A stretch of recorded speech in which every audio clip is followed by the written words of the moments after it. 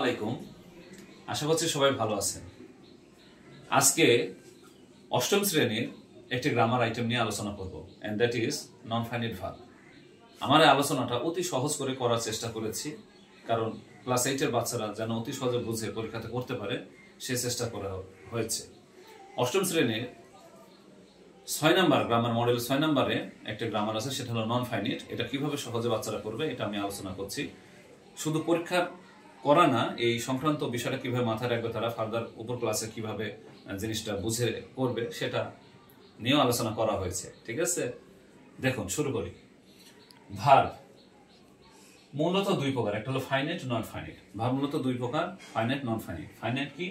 যে ভার্বটি person, number ও tense অনুসারে পরিবর্তন হয়। এখানে লক্ষ্য করুন, যে ভার্বটি পার্সন, নাম্বার ও টেন্স অনুসারে পরিবর্তন হয়, এটা হলো ফাইনাইট ভার্ব।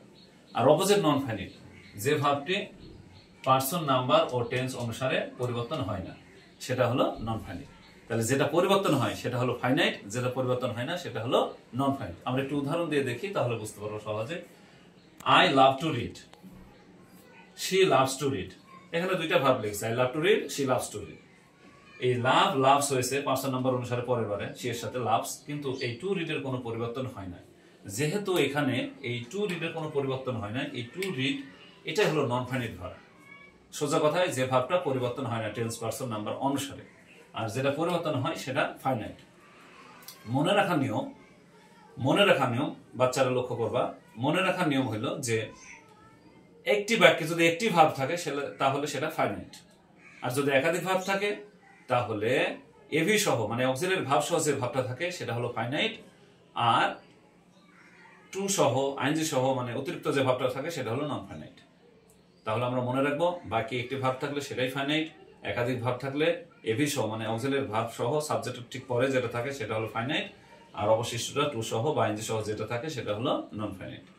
ওকে, এখন নন ফাইনাইট ভার্ব আবার তিনটা। এখানে লক্ষ্য করো, kinds of non finite verb. এই নন ফাইনাইট ভার্বটা হলো তিন প্রকার: ইনফিনিটিভ, জিরান্ড, পার্টিসিপল। ঠিক আছে, ইনফিনিটিভ আমরা জানি যে টু দিয়ে ভার্বের বেস ফর্ম V1, যেটা যেমন to go, to move, to take, এগুলো সবই ইনফিনিটিভ। জিরান্ড হলো ভার্ব প্লাস আইএনজি, পার্টিসিপল বা প্রেজেন্ট পার্টিসিপল হলো ভার্ব প্লাস আইএনজি। মনে রাখতে হবে, ভার্ব প্লাস আইএনজি যখন নাউনের কাজ করবে তখন সেটা হলো জিরান্ড, এবং ভার্ব প্লাস আইএনজি যখন অ্যাডজেক্টিভের কাজ করবে তখন সেটা প্রেজেন্ট পার্টিসিপল। এই পার্টিসিপলটা আবার তিন প্রকার: present participle, past participle, perfect participle. তো আমি ওই আলোচনাতে এখন যাব না, যেহেতু এটা তোমাদের নাই। শুধু জানিয়ে রাখি যে ভার্ব প্লাস আইএনজি অ্যাডজেক্টিভের কাজ করলে সেটা হবে পার্টিসিপল, আর নাউনের কাজ করলে হবে জিরান্ড। কিভাবে সহজে মনে রাখবা দেখো, আমি এখানে উদাহরণ দিয়ে দেখিয়ে দিয়েছি, লক্ষ্য করো। এই যে দেখো, walking is good for health, এই ওয়াকিং এটা নাউনের কাজ করছে, সাবজেক্টের কাজ করছে, তাই এটা জিরান্ড। একইভাবে I saw A walking bird, bird একটা নাউন আছে, আর নাউনের আগে যেহেতু এটা বসছে অ্যাডজেক্টিভের কাজ করছে মানে নাউনকে মডিফাই করছে, তাই এটা অ্যাডজেক্টিভ, আর এই অ্যাডজেক্টিভের কাজ করছে ভার্ব প্লাস আইএনজি, তাই এটা পার্টিসিপল। ঠিক আছে, তাহলে সোজা কথা বললাম যে ভার্ব প্লাস আইএনজি যদি কি করে, অ্যাডজেক্টিভের কাজ করে, সেটা হলো পার্টিসিপল, আর প্রেজেন্ট পার্টিসিপল আর কি। আর যদি নাউনের কাজ করে তাহলে সেটা জিরান্ড। তো যাই হোক, এটা জাস্ট আমি টাচ দিয়ে রাখলাম। তোমাদের মূল বিষয় যেটা সেটা এখানে লক্ষ্য করো। আমরা মনে রাখবো, to plus verb present form infinitive, verb plus ING noun হলে কি gerund, verb plus ING adjective হলে প্রেজেন্ট পার্টিসিপল। ঠিক আছে, এগুলো কিন্তু তোমাদের পরীক্ষাতে আসবে না, আমি জাস্ট শুধু টাচ দিলাম, জানিয়ে রাখলাম, যাতে এই বিষয়ে তোমাদের সাধারণ জ্ঞান থাকে বা সাধারণ ধারণা থাকে।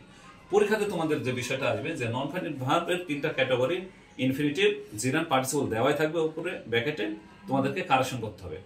সোজা কথায় তোমাদের হয় আইএনজি অথবা টু সহ লিখতে হবে। এখন অনেক স্টুডেন্ট আমাকে প্রশ্ন করতে, স্যার সবই বুঝলাম, ঠিক আছে, এগুলো আমরা করি, কিন্তু কখন টু দিব, কখন আইএনজির অংশটা দিব, মানে কখন ইনফিনিটিভ করবো আর কখন জিরান্ড বা পার্টিসিপল করবো, এটা আমরা সহজে বুঝতে পারি না। এটার জন্য একটা টেকনিক আমি বলে রাখি, ম্যাক্সিমাম ক্ষেত্রে টেকনিকটা তোমরা কাজে লাগাবা। সেটা হলো, এখানে লক্ষ্য করো, ভার্বের ঠিক পরে যদি ব্যাকেট ভার্ব থাকে, ভার্বের ঠিক পরে একটা ভার্ব লিখেছো তুমি, সাবজেক্ট পরে যে মেন ভার্বটা আছে ফাইনাইট ভার্ব, তার ঠিক পরে যদি ভার্ব থাকে তাহলে to plus verb present form লিখবা, মানে ইনফিনিটিভটা লিখবা, টু দিয়ে করবা। আর যদি ভার্বের পরে কিছু একটা থাকে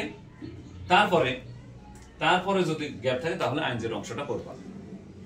টেকনিক নাম্বার 3, ওয়াইল আছে না, এই যে ওয়াইল দেখছো, এই ওয়াইল যেখানে পাবা সেখানে আইএনজি অংশটাই করবা। ওয়াইলের সাথে আরো কিছু থাকতে পারে, অন্যান্য প্রিপোজিশন যেমন বিফোর, আফটার, ফর, এগুলো থাকলে আমরা কি করব, অবশ্যই আইএনজির অংশ করব। উদাহরণস্বরূপ আমি একটা কথা বলতে পারি, he spent his Times learning English. He spent his টাইমের পরে কিন্তু বললাম লার্নিং ইংলিশ, তখন আইএনজি হয়ে গেল, এই যে এটা। আর সরাসরি যদি হি ডিসাইডেড টু বাই ইট, তাহলে ডিসাইডেড টু বাই ইট এটা ভার্বের পরে সরাসরি বললাম।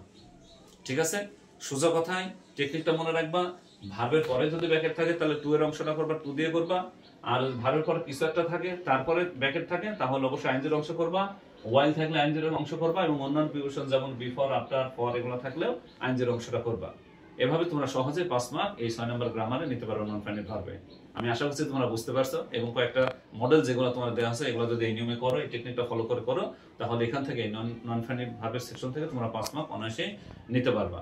আমি এই ফাইনাইট এবং নন ফাইনাইট সম্পর্কিত যে আলোচনাটা করলাম সেটা শুধুমাত্র ক্লাস 8 এর জন্য, এবং আমার কথাগুলো যত সম্ভব বাংলায় সহজ করে বলার চেষ্টা করছি যাতে বাচ্চারা বুঝে পরীক্ষার হলে করতে পারে।